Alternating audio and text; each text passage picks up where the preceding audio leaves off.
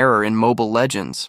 I've been playing since the game launched in 2016. Back then, there were no tutorials, no professional meta, and honestly, we were all terrible. I spent thousands of battle points on heroes I never used and wasted years leveling up the wrong emblems. If I could go back and talk to my newbie self, I wouldn't tell myself to get good. I'd give myself a roadmap. Today, I'm breaking down the absolute shortest path to becoming a top-tier player in 2026. Whether you're brand new or stuck in epic rank, this is the blueprint I wish I had. Most new players think MLBB is a team deathmatch, but clearly it's not. It's a game of objective trading. The goal is simple: destroy the enemy base. But to get there, you have to navigate a series of mini wins. There are two types of objectives in a match. One is enemy objectives. These are towers and kills. While kills give you gold, towers give you map control. And other one is neutral objectives. The Turtle and the Lord. If you take a turtle, you get a team-wide gold and XP boost. If you take the Lord, he literally marches down a lane to help you end the game. The mistake most players make? They chase a kill across the map while their own tower is being destroyed. Here's a pro tip. A kill is worth about 200 gold, but depending on the target's kill-death ratio, it can become very high. A tower is worth gold for the entire team plus permanent map vision. Never trade a tower for a single kill, because it's not a game of kills, it's about destroying towers. Let's talk about the economy of being a new player. You start with nothing. You need heroes and you need emblems. Many players try to level up everything at once. This is a huge mistake. A level 60 emblem versus a level 20 emblem is like bringing a sword to a fist fight. The strategy here is, pick one role and stick to it until that emblem is maxed out. Before upgrading any specific emblem, you must decide a role, which you will play most of the time. In case of buying a hero, you need battle points, but you get a limited amount of battle points cap per week. To maximize this, go to your inventory and look for double BP cards. Most players let these rot in their inventory, but you should use them. Also, use victory BP cards with them. If you play 10 games with these active, you can reach the weekly cap in just 2 days. Now let's talk about your tools and follow a direction. In MLBB, you have 3 tools to use: heroes, item builds, and emblems. Go to training mode and trial any hero that looks cool. First, browse the hero list. If you enjoy their playstyle, that's your target. The problem? Most cool heroes aren't free, so you'll need battle points. Suppose when you were testing heroes you liked Yu Zhong, but you don't own him yet. So, how do you get him quickly? If you just follow the method I mentioned, you can easily buy Yu Zhong.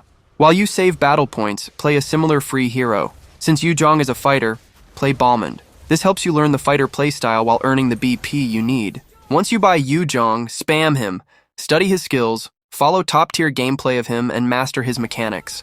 In the beginning, don't worry about complex item builds. The in-game recommended or pro setup builds are usable. Don't waste magic dust or tickets by leveling up every emblem. Focus on the one that matches your hero the most. Since you're mastering a fighter like Yu Zhong, dump everything into the fighter emblem. A high-level emblem gives you a massive advantage in the early game. There are 5 roles in Mobile Legends: roamer, mid laner, EXP laner, jungler, and gold laner. I will give you a brief on each role later in this video, but for now, let's stick to the path.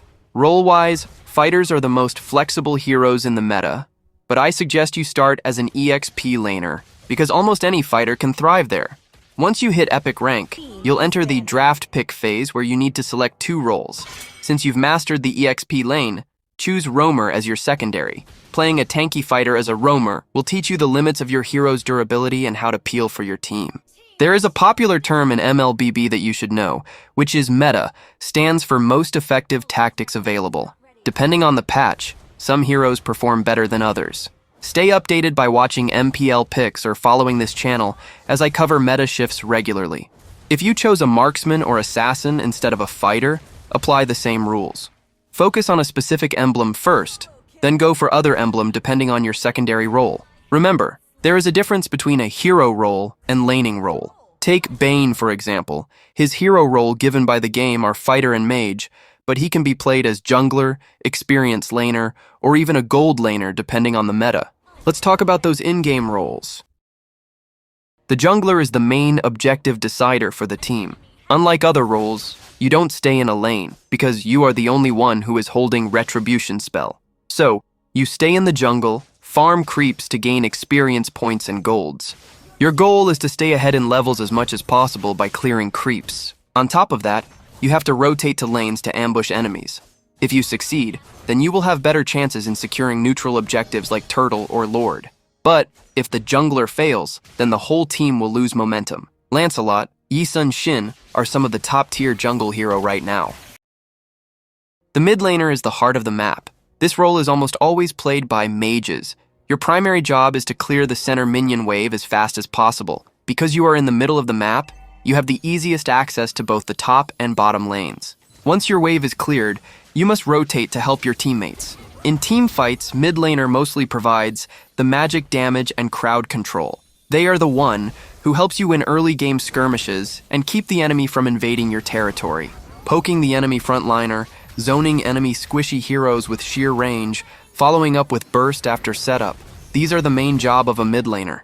And in this meta, Zhuxin, Yve, and Pharsa are some of the top-tier mages who can cover those things better than others. Think of the roamer as the team's bodyguard and map controller, not a damage dealer. A roamer's first responsibility is the early game. While other roles focus on farming, you help decide how the match starts. You usually move with the jungler or mid laner, helping them invade, secure buffs, or gank lanes. Even just showing yourself on the map can pressure enemies and stop them from playing aggressively. When you walk into bushes first, you are gathering information.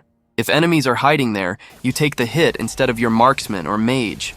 This is why roamers often die early, not because they are bad, but because they are protecting more valuable heroes. During fights, your role depends on your hero and the situation. Some roamers are initiators. They start fights by catching an enemy with crowd control so your team can follow up. Others are better at peeling, which means staying near your carries and stopping assassins or fighters from reaching them. Many beginners make the mistake of always charging forward. Sometimes the correct play is to stand beside your marksman and save your skills for defense. That's why positioning is another key concept. As a roamer, you are usually in front of your team, but not too far ahead. You want to be close enough to react, but not so deep that you die before your team can help. Your body itself is a tool, blocking skill shots, zoning enemies away from objectives, and forcing enemies to waste skills on you. Roamers also play a big role in objective control. When your team goes for Turtle or Lord, you help secure vision around the area, check bushes, and disrupt the enemy jungler. Even if you don't deal damage, a single stun or knockup can decide whether your team wins or loses the objective. Gatotkaca and Hylos are some of the most dominant roamers right now. The EXP laner is usually play alone in a side lane and gain experience faster than other roles, allowing you to reach key levels earlier. Unlike gold-dependent heroes, your strength comes from levels, durability, and timing rather than farming endlessly. Your job is to survive the lane, manage waves, and prevent the enemy from gaining free pressure. In the early game, you focus on holding your lane safely. You trade when it's favorable, clear minions efficiently, and avoid dying to jungle ganks. Winning the EXP lane doesn't always mean getting kills. Sometimes it simply means staying alive and keeping your turret intact. By maintaining lane stability, you reduce pressure on the rest of your team. As the game progresses, your role expands beyond your lane. Once you unlock your ultimate, you start rotating to skirmishes, especially around turtle fights and mid-lane engagements. A well-timed rotation from an EXP laner can change the outcome of a fight before it even begins. When you push your lane, you force enemies to respond, creating space elsewhere on the map. In team fights, the EXP laner either acts as a frontline disruptor or a flanking threat. You soak damage, zone enemies, and break enemy formations, or you enter fights from the side to pressure enemy carries. Your goal is not always to secure kills, but to create chaos and space so your teammates can deal damage safely. A strong EXP laner understands positioning and restraint. You play aggressively when your team can follow up and patiently when they cannot.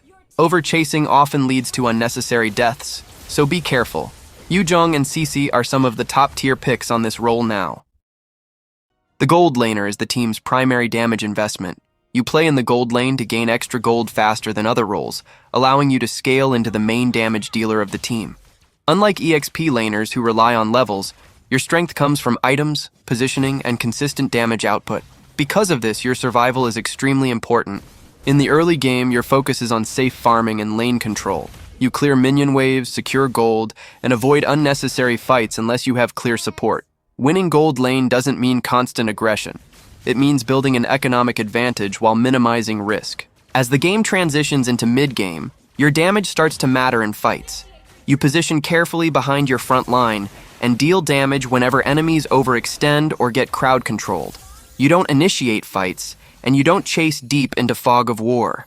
Instead, you punish mistakes and melt objectives like turrets, turtle, and lord when your team creates space for you. In team fights, your positioning decides whether fights are won or lost. You stay protected, move constantly, and focus on hitting the closest safe targets.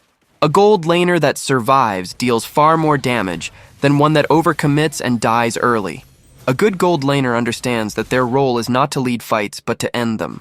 You rely on your roamer and EXP laner to create space, and in return, you convert that space into damage and objectives. When you are alive and well positioned, your team always has a win condition. Claude and Carry are some of the top-tier gold laner right now. In short, choose a hero you love, master their mechanics, master their specific role, and max out their emblem. Once you've done that, start picking up other meta heroes within that same role to maximize your potential. If I missed anything, let me know in the comments. If you found this helpful, check out this video next. Order food you love with Foodpanda. Download the app and order now. Mid lane is probably the most played role in the game, and most people think it's easy. Just pick a mage and spam your skills right. That's true to an extent, but only if you're just playing the role to a quarter of its potential. A true master of mid lane knows how to control the tempo and exert great influence on any match. Now, there are already plenty of guides out there that focus on how to play specific heroes, focusing on things like emblems and item builds. But this guide isn't about that. I want to share with you guys the fundamentals of mid lane itself, stuff that actually makes you a better mid laner, and not just better at one hero. Okay, so let's get started right away. Every match can be split into several phases, and the first one is what I call the very early phase, which covers the first 2 minutes of the game. This is where your entire early game gets set up, so make sure to do it right. As soon as the game starts, you need to go down to the mid lane to meet the first wave. But before you even get there, make sure to watch your minimap. Keep your eyes on where the enemy roamer and jungler are, if they appear on the map. Sometimes they'll show up at mid to help their mid laner fast clear the first wave to release them for an early first rotation. If you see them coming, play it safe. Don't try to contest the wave against 2 people. Just stay back and don't die. But if your roamer is with you, you can choose to be more aggressive. Your main goal in these first 2 minutes is simple. Clear the first wave and get to level 2, and if possible, faster than the enemy mid laner does. Why is this so important? Because mid lane is the shortest lane in the game. You reach the minion wave first before any other lane, and you can clear it the fastest. This means that you're the first player on the map to be free to rotate, besides the roamer who doesn't have any laning duties. This advantage is yours to use, and I'll talk more about rotations in just a bit. When you hit level 2 first, you get several advantages. First, if the enemy hasn't finished clearing their wave yet, they're stuck at level 1 with 1 skill, while you're already level 2 with 2 skills. This means you can apply real pressure on them, trade aggressively, maybe force them to miss a minion or 2, or even force them to waste their flicker or purify early. This little move that may seem insignificant could just be the start of an early snowball that impacts the rest of the match. Even if you can't find an opportunity to pressure them directly, hitting level 2 first means you can rotate earlier than they can. You'll be better positioned for whatever play is developing on the map, which brings us to the tricky part of playing mid lane. Mid lane has a huge advantage because it's in the center of the map. You have quick access to all areas, including both jungles and both side lanes. But this great power comes with great responsibility. Rotation is key, but